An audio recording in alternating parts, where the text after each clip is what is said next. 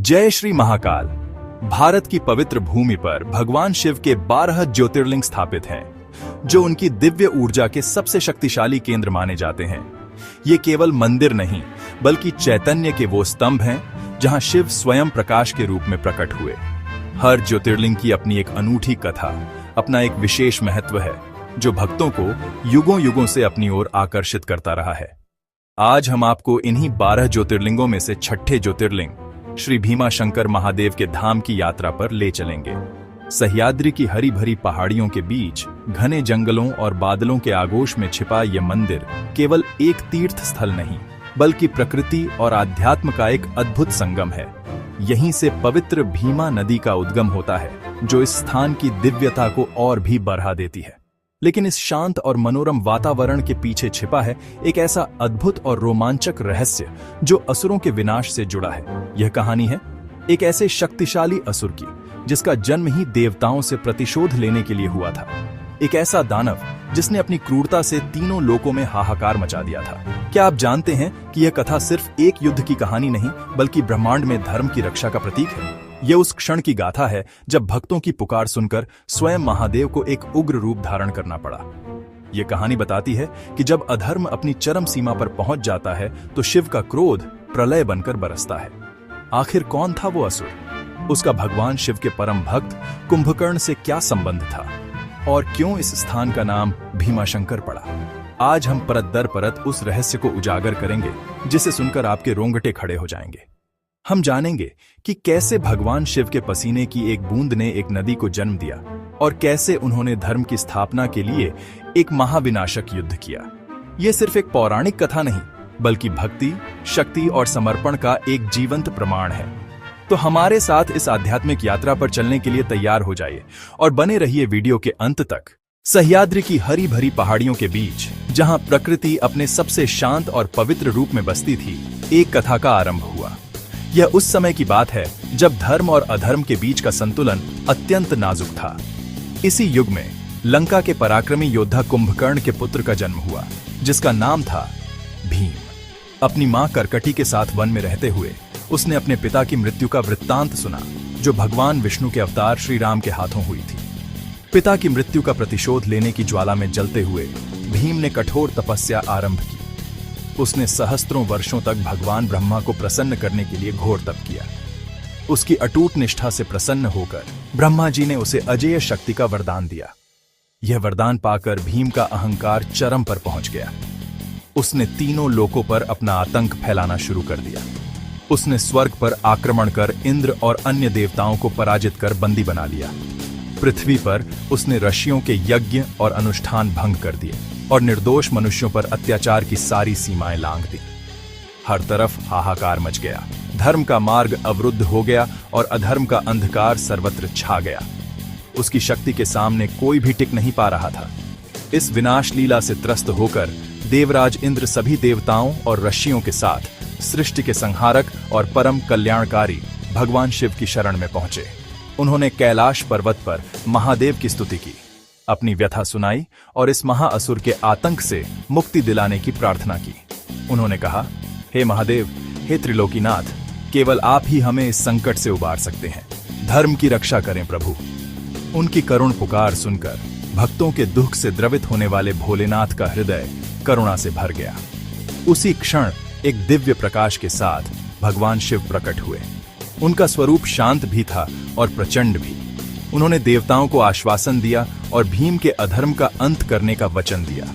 महादेव ने क्रोध और संकल्प के मिश्रण से अपनी तीसरी आंख खोली, जिससे ब्रह्मांडीय ऊर्जा का प्रवाह हुआ। उन्होंने अपनी गरजती हुई वाणी में घोषणा की, देवताओं और ऋषियों, भयभीत न हो। धर्म की स्थापना और अधर्म का विनाश ही मेरा कर्तव्य है। मैं उस दुष्ट असुर को उसके कर्मों का फल अवश्य दूंगा। धर्म की रक्षा मेरा दायित्व है और इस अधर्म को समूल नष्ट करना ही मेरा संकल्प है। भीम असुर अपने अहंकार और तामसिक शक्ति के नशे में चूर एक ऐसी विशाल सेना लेकर आया जिसकी कल्पना भी नहीं की जा सकती थी। लाखों विकराल दैत्य, जिनकी आंखों में केवल विनाश की ज्वाला थी, अपने अपवित्र अस्त्र शस्त्रों को लहराते हुए आगे बढ़े। उनके युद्ध घोष से धरती कांप रही थी और आकाश में काले बादल ऐसे घिराए मानो स्वयं प्रकृति भी इस अधर्म को देखकर भयभीत हो। यह केवल एक सेना का आक्रमण नहीं था, यह धर्म पर अधर्म का, प्रकाश पर अंधकार का सीधा प्रहार था। दूसरी ओर महादेव की सेना, उनके गण, नंदी और अन्य देवता शांत और दृढ़ खडीढ़े थे। उनके चेहरों पर भय नहीं, बल्कि धर्म की रक्षा का संकल्प था। जैसे ही दोनों सेनाएं आपस में टकराईं, एक प्रलयंकारी गर्जना हुई। राक्षसों की चीत्कारों और देवताओं के जयकारों के मिश्रण से ब्रह्मांड गूंज उठा। हर तरफ शस्त्रों की झंकार और दिव्य अस्त्रों का तेज फैल गया। इस भीषण कोलाहल के बीच भगवान शिव शांत और अविचल थे। उन्होंने अपना दिव्य त्रिशूल उठाया। यह कोई साधारण शस्त्र नहीं था, यह सृष्टि के तीनों गुणों सत, रज और तम का प्रतीक था। महादेव के एक ही प्रहार से हजारों असुर भस्म हो जाते। उनका त्रिशूल जहां भी जाता, वहां अधर्म का नाश कर धर्म की पुनः स्थापना कर देता।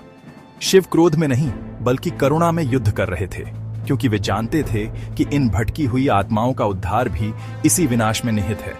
अपनी सेना को नष्ट होते देख भीम का अहंकार और क्रोध चरम पर पहुंच गया। उसने अपनी मायावी शक्तियों का प्रयोग किया और अपने शरीर को एक विशाल पर्वत के समान बना लिया। उसका शरीर आग की लपटों से घिरा था और उसकी दहाड़ से दिशाएं कांप उठीं। उसने शिव जी का उपहास करते हुए कहा, हे तपस्वी, तुम मेरा क्या बिगाड़ोगे? मैं अजेय हूं। उसने अपनी काली शक्तियों से पूरे युद्ध क्षेत्र को अंधकार और भ्रम से ढकने का प्रयास किया। परंतु जहां महादेव हों, वहां अंधकार कैसे टिक सकता है? भीम के विकराल रूप और मायावी शक्तियों के उत्तर में शिव का तेज और भी बाआच गया। यह केवल भौतिक प्रकाश नहीं था, यह ज्ञान और करुणा का दिव्य प्रकाश था, जो हर भ्रम को भेद रहा था। यह युद्ध अब केवल शक्ति का प्रदर्शन नहीं, बल्कि दो विचारधाराओं का टकराव बन चुका था। एक ओर भीम का अहंकार और विनाश, और दूसरी ओर शिव की करुणा और सृष्टि का कल्याण। जब भीम ने अपनी सारी हदें पार कर दी, तब महादेव ने अपना वह रूप प्रकट किया जो अत्यंत दुर्लभ और शक्तिशाली है, पंचमुखी सदाशिव रूप। उनके 5 मुख प्रकट हुए, सद्योजात, वामदेव, अघोर, तत्पुरुष और ईशान। प्रत्येक मुख से अलग अलग दिव्य ऊर्जाएं निकल रही थीं, जो पंचतत्वों और ब्रह्मांड की संपूर्ण शक्तियों का प्रतिनिधित्व कर रही थी। इस अद्भुत और भयभीत कर देने वाले रूप ने भीम को चारों ओर से घेर लिया। असुर ने पहली बार मृत्यु का भय अनुभव किया। शिव के पंचमुखी रूप की सम्मिलित ऊर्जा उनके त्रिशूल में समा गई। त्रिशूल एक सूर्य के समान चमकने लगा। एक पल में महादेव ने वह दिव्य त्रिशूल भीम के हृदय की ओर छोड़ा दिया। त्रिशूल ने न केवल भीम के भौतिक शरीर को भेदा, बल्कि उसके अहंकार, उसकी दुष्टता और उसके पापों को भी भस्म कर दिया। यह वध नहीं, मोक्ष था। शिव ने उसे मारकर भी उसका उद्धार कर दिया। भीम के अंत के साथ ही युद्ध का अंधकार छट गया। आकाश निर्मल हो गया और युद्ध भूमि पर दिव्य पुष्पों की वर्षा होने लगी। जहां जहां शिव जी के पसीने की बूंदें गिरीं, वहां से एक पवित्र नदी का उद्गम हुआ, जो आज भी भीमा नदी के नाम से जानी जाती है। जिस स्थान पर महादेव ने विश्राम किया, वहां वे ज्योतिर्लिंग के रूप में सदा के लिए स्थापित हो गए और वह पवित्र स्थल भीमाशंकर कहलाया। समस्त लोकों में शांति और आनंद की लहर दौड़ गई और सभी देवता और ऋषि मुनि भगवान शिव की जय जयकार करने लगे। युद्ध के बाद महादेव ने कहा, धर्म की रक्षा के लिए यह स्थान चिरकाल तक पवित्र रहेगा। यहीं पर भीमाशंकर ज्योतिर्लिंग की स्थापना हुई, जहां आज भी भक्त शिव जी से साहस, शक्ति और संकट से मुक्ति की प्रार्थना करते हैं।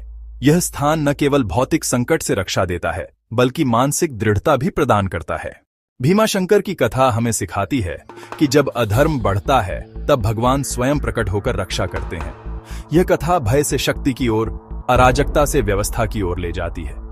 ध्यान, भक्ति और आत्मबल से हम भी अपने जीवन के भीम असुर को परास्त कर सकते हैं। तो दोस्तों, यही था भीमाशंकर, असुर वध की कथा का रहस्य। अगर आप भी अपने जीवन में शक्ति, धैर्य और भक्ति बढ़ाना चाहते हैं, तो महादेव का ध्यान करें। वीडियो को लाइक करें, सब्सक्राइब करें और राधा रानी का दास चैनल से जुड़े रहें। जय श्री महाकाल।